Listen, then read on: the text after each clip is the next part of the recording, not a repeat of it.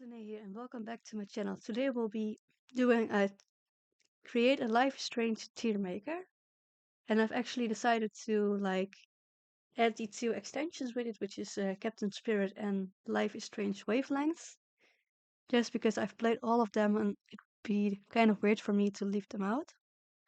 So the S tier is for like the superb one, like my absolute favorite. A is just like amazing, awesome. B is like it's not it's good. C is like it's not bad, but it's not good either. Like it's in between. And D is like my least favorite one of them. So let's see how we're getting on. Please know that this is my honest opinion. And if we don't share the same opinion, that's okay with me. Please share with me in the comments which one is your favorite. And I will also be telling you why I ranked them there because, yeah, I think it's more fair if I do that. So let's start with the first one, which is actually the first Life is Strange. And I will be putting it in like the B spot. For me, this game, it's also the very first game that I played of Life is Strange, and I absolutely fell in love with like the gameplay and the story.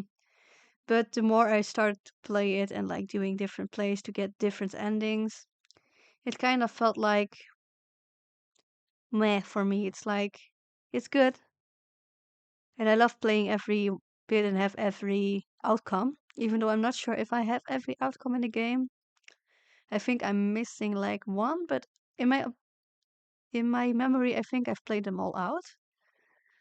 So yes, I put this one on B because it's a good game, especially for the first one that they did, as far as I am aware. Please let me know in the comments if I'm off on that. So, because I'm not always like in tune with every game that comes out because obviously some things just get past me and then I just find out like when the game is released like a few months and then I like, oh, hey, wait, they have a new game. I just hope I'm not the only one that has that, but hey, it's okay. So the next one we're having is the Life is Strange remake.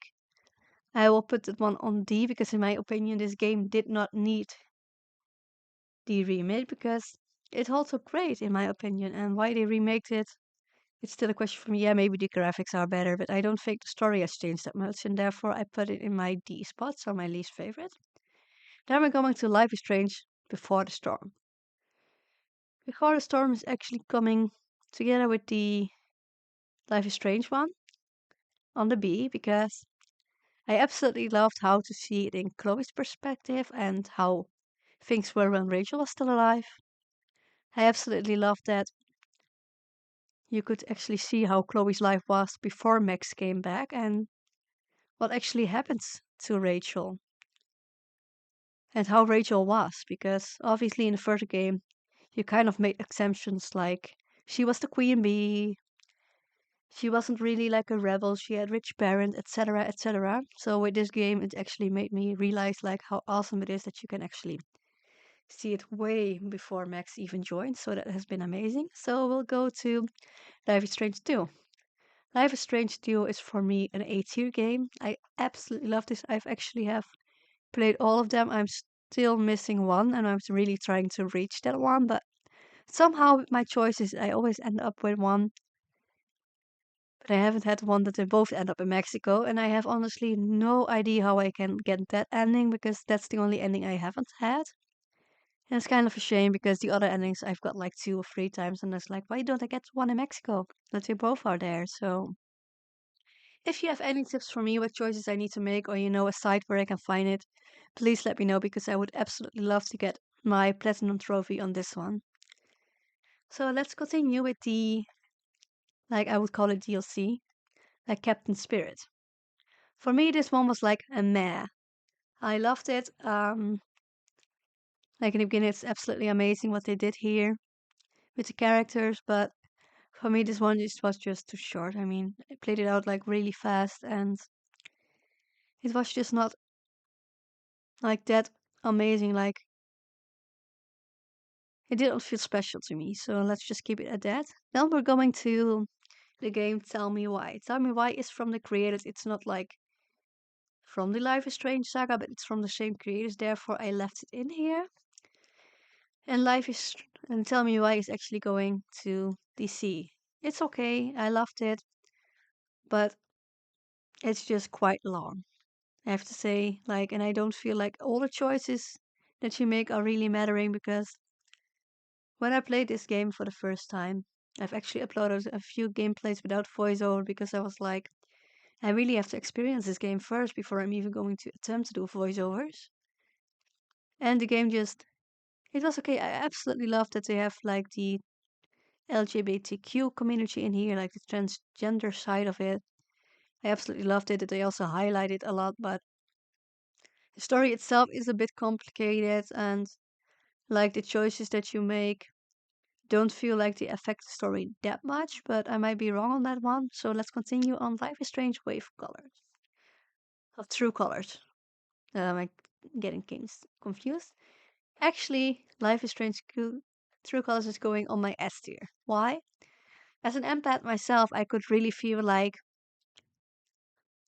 how the characters were developing, how they felt,